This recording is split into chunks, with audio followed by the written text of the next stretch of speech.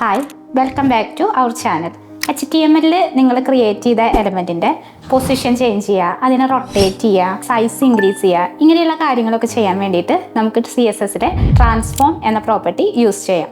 അപ്പോൾ ഇന്നത്തെ വീഡിയോയിൽ എന്താണ് ട്രാൻസ്ഫോം എന്ന് പറഞ്ഞ പ്രോപ്പർട്ടി, ഇത് യൂസ് ചെയ്തിട്ട് എങ്ങനെയാണ് ഒരു എലമെൻറ്റിൻ്റെ പൊസിഷൻസ് ചേഞ്ച് ചെയ്യുക, റൊട്ടേറ്റ് ചെയ്യിക്കുക, അങ്ങനെയുള്ള കാര്യങ്ങൾ നമുക്ക് ഇന്ന് നോക്കാം.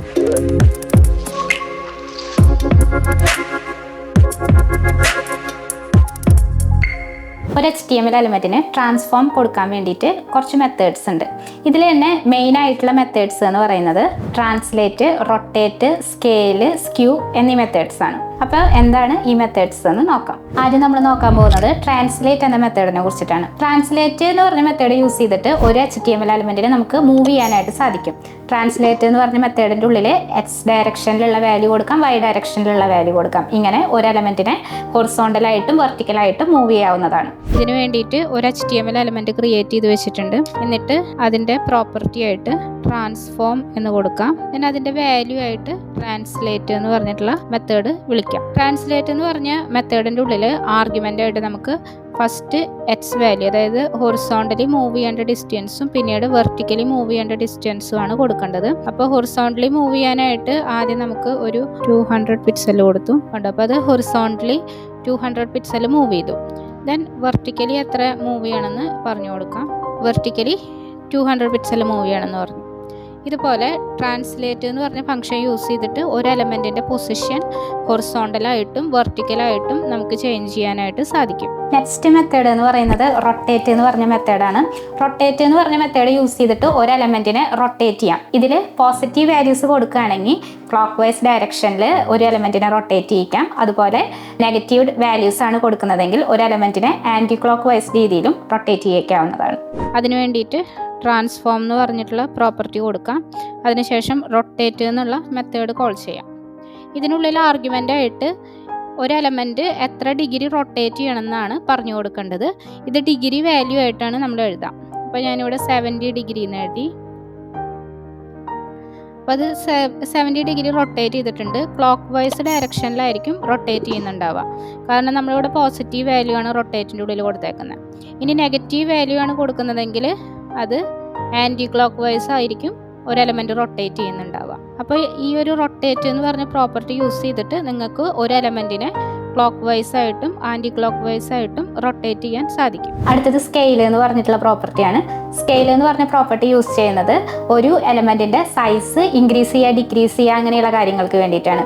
ഇതിനു വേണ്ടി സ്കെയിൽ എന്ന് പറഞ്ഞ മെത്തേഡിൻ്റെ ഉള്ളിൽ വിഡ്ത്തും ഹൈറ്റും കൊടുത്തിട്ട് ഒരു എലമെൻറ്റിൻ്റെ വിഡ്ത്തും ഹൈറ്റും ഇൻക്രീസ് ചെയ്യാനും ഡിക്രീസ് ചെയ്യാനും ചേഞ്ച് ചെയ്യാനായിട്ട് സാധിക്കും. അതിന് വേണ്ടിയിട്ട് ട്രാൻസ്ഫോം എന്നുള്ള പ്രോപ്പർട്ടി വിളിച്ചതിന് ശേഷം സ്കെയിൽ എന്ന് പറഞ്ഞ മെത്തേഡ് കോൾ ചെയ്യാം. ഇതിൻ്റെ ഉള്ളിൽ ഒരു HTML എലമെൻറ്റ് എത്രമാത്രം വലുതാവണം എന്നാണ് പറഞ്ഞു കൊടുക്കുക, എത്ര മടങ്ങ് വലുതാവണം എന്ന്. അപ്പോൾ ഞാനിവിടെ 2,2 എന്ന് കൊടുത്തു.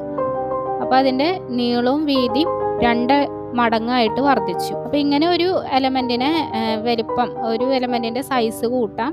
അതുകൂടാതെ ഞാനിപ്പോൾ 1,1 എന്ന് കൊടുത്തു കഴിഞ്ഞാൽ അതിൻ്റെ ഒറിജിനൽ സൈസ് എന്താണോ ആ സൈസ് തന്നെയാണ് കാണിക്കുക. ഇനി ഇവിടെ 0.5 ആണ് കൊടുക്കുന്നതെന്ന് വയ്ക്കുക. 0.5, 0.5 എന്ന് കൊടുത്തു കഴിഞ്ഞിട്ടുണ്ടെങ്കിൽ അത് അത്രത്തോളം ചെറുതായി, അതിൻ്റെ പകുതി ആയിട്ട് ചെറുതായി. അപ്പോൾ ഇങ്ങനെ നമുക്ക് ഒരു HTML എലമെൻറ്റിൻ്റെ സൈസ് വലുതാക്കാനോ ചെറുതാക്കാനോ സാധിക്കും സ്കെയിൽ എന്ന് പറഞ്ഞ പ്രോപ്പർട്ടി വെച്ചിട്ട്. കൂടാതെ നമുക്കിപ്പോൾ ഹൊറിസോണ്ടലായിട്ടാണ് വലുതാവേണ്ടതെങ്കിൽ സ്കെയിൽ എക്സ് എന്ന് പറഞ്ഞിട്ടുള്ള ഒരു പ്രോപ്പർട്ടി ഉണ്ട്. സ്കെയിൽ എക്സിൻ്റെ ഉള്ളിൽ 2 എന്ന് കൊടുത്തപ്പോൾ ഹൊറിസോണ്ടലി അതിൻ്റെ സൈസ് കൂടി എന്നുള്ളതാണ്. ഇനി വെർട്ടിക്കലാണ് കൊടുക്കുന്നതെങ്കിൽ സ്കെയിൽ Y എന്ന് കൊടുത്തിട്ടുണ്ടെങ്കിൽ വെർട്ടിക്കലായിട്ട് അതിൻ്റെ വലുപ്പം 2 മടങ്ങ് കൂടും. അപ്പോൾ അതാണ് സ്കെയിൽ എന്ന് പറഞ്ഞ പ്രോപ്പർട്ടി. ട്രാൻസ്ഫോമിൽ സ്കെയിൽ എന്ന് പറഞ്ഞ മെത്തേഡ് യൂസ് ചെയ്തിട്ട് ഒരു HTML എലമെൻറ്റിൻ്റെ സൈസ് കൂട്ടാനോ കുറയ്ക്കാനോ നിങ്ങൾക്ക് സാധിക്കും. നെക്സ്റ്റ് മെത്തേഡ് എന്ന് പറഞ്ഞിട്ടുണ്ടെങ്കിൽ സ്ക്യൂ എന്ന് പറഞ്ഞ മെത്തേഡാണ്. ഇത് ഒരു എലമെൻറ്റിന് സ്ലോപ്പ് ആയിട്ടുള്ള എഫക്റ്റ് കിട്ടാൻ വേണ്ടിയിട്ട് ഉപയോഗിക്കുന്ന മെത്തേഡാണ്.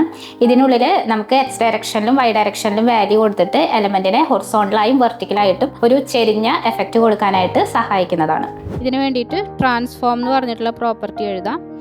അതിൻ്റെ വാല്യൂ ആയിട്ട് Q എന്ന് പറഞ്ഞിട്ടുള്ള ഒരു മെത്തേഡാണ് കൊടുക്കാം. ആദ്യം സ്ക്യൂ X കൊടുക്കാം. അപ്പോൾ X ഡയറക്ഷനിലേക്ക് എത്ര ചെരിവ് വേണമെന്നാണ് കൊടുക്കുക. അപ്പോൾ ഇവിടെ ഒരു 30 ഡിഗ്രി എന്ന് കൊടുത്തു. അപ്പോൾ എക്സ് ഡയറക്ഷനിലേക്ക് അത് അത്രയും ഒരു സ്ലോപ്പ് പോലെ വന്നിട്ടുണ്ടാവും. ഇനി വൈ ഡയറക്ഷനിലേക്കാണ് വരുന്നതെങ്കിൽ സ്ക്യൂ വൈ എന്നുള്ള പ്രോപ്പർട്ടി കൊടുത്താൽ മതി. അപ്പോൾ വൈ ഡയറക്ഷനിലേക്ക് വരും. ഇനി സ്ക്യൂയുടെ ഉള്ളിൽ തന്നെ നമുക്ക് എക്സും വൈയും വാല്യൂസ് കൊടുക്കാൻ പറ്റും. അപ്പോൾ ഞാനിവിടെ 30 ഡിഗ്രി, 30 ഡിഗ്രി ഇങ്ങനെ രണ്ട് ഹൊറിസോണ്ടലായിട്ടും വെർട്ടിക്കലായിട്ടും ഒരു ചെരിഞ്ഞ എഫക്റ്റ് ഒരു എലമെന്റിന് കൊടുക്കാനായിട്ട് സാധിക്കും സ്ക്യൂ എന്ന് പറഞ്ഞ പ്രോപ്പർട്ടി വെച്ചിട്ട്. ഇന്നത്തെ വീഡിയോയിൽ നമ്മൾ CSSലെ ട്രാൻസ്ഫോം എന്ന പ്രോപ്പർട്ടിനെ കുറിച്ചിട്ടാണ് നോക്കിയത്. ട്രാൻസ്ഫോം യൂസ് ചെയ്തിട്ട് HTML എലമെന്റിനെ എങ്ങനെ റൊട്ടേറ്റ് ചെയ്യിക്കാം, അതിന്റെ പൊസിഷൻ ചേഞ്ച് ചെയ്യാം, സൈസ് ചേഞ്ച് ചെയ്യാം, അങ്ങനെയുള്ള കാര്യങ്ങളൊക്കെ ഇപ്പൊ നിങ്ങൾക്ക് മനസ്സിലായിട്ടുണ്ടാവും. ഇതിൽ എന്തെങ്കിലും ഡൗട്ട്സ് ഉണ്ടെങ്കിൽ താഴെ കമന്റ് ആയിട്ട് ചോദിക്കുക. ഇതുപോലുള്ള ഇൻഫോർമേറ്റീവ് വീഡിയോസിനായി നമ്മുടെ ചാനൽ സബ്സ്ക്രൈബ് ചെയ്യുക. വീഡിയോ ഇഷ്ടപ്പെട്ടെങ്കിൽ ലൈക്ക് ചെയ്യുക. Thanks for watching.